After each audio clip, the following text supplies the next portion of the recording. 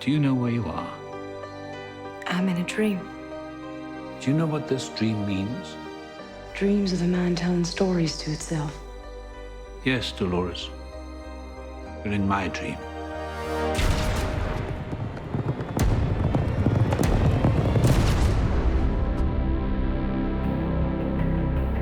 We wanted to come to Westworld from the perspective of the robots, or as we call them, the hosts, who are not in on the joke. They're not aware of the fact that this is a simulation, that this is not reality.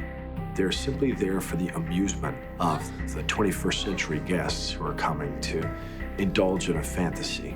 The guests come into the park, and though they would never hurt a human outside of the park, you do see sides of them that they are more likely to express in the park because they kind of let go. I didn't pay all this money because I want it easy. I want you to fight. Really, if you're a host in the park, the savages are the guests. Your heart breaks for these characters who we know are not human, but it doesn't matter because you begin to connect with them, which is the very premise of the show, that at a certain point, it becomes irrelevant whether something is organic or not. You taught me how to make them, but not how hard it is to turn them off. You can't play God without being acquainted with the devil. We were fascinated with this thing that we seem to be barreling towards, the moment in which we create things that are intelligent enough that we can take advantage of them and derive pleasure from them, but not so intelligent that we worry or feel badly when we turn them off. You know, if you play your Xbox and you're interacting with virtual characters, you don't think twice about hitting the power button. You imagine how fucked we'd be if these poor assholes ever remembered what the guests do to them?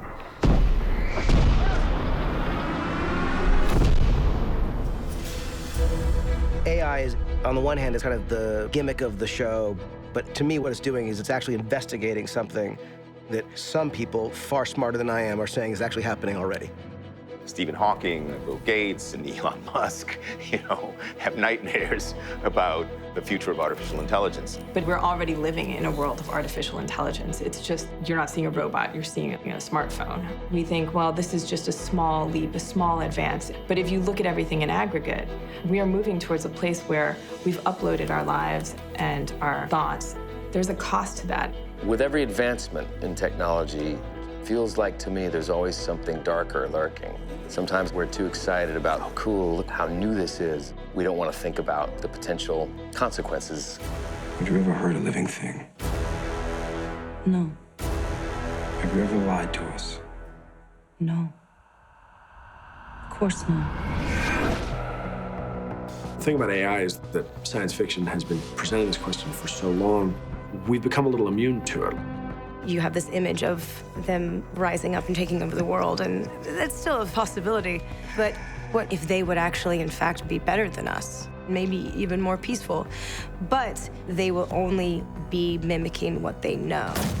If all these robots are seeing is the worst side of human nature, it'd be hard to expect anything less from them. If you teach a person to care, they're gonna care. If you teach a person to hate, they're gonna hate. And it really makes me realize that so much of what humanity does is taught. And if we can learn to hate, we can unlearn to hate. We've started to think of it only as a question of science fiction.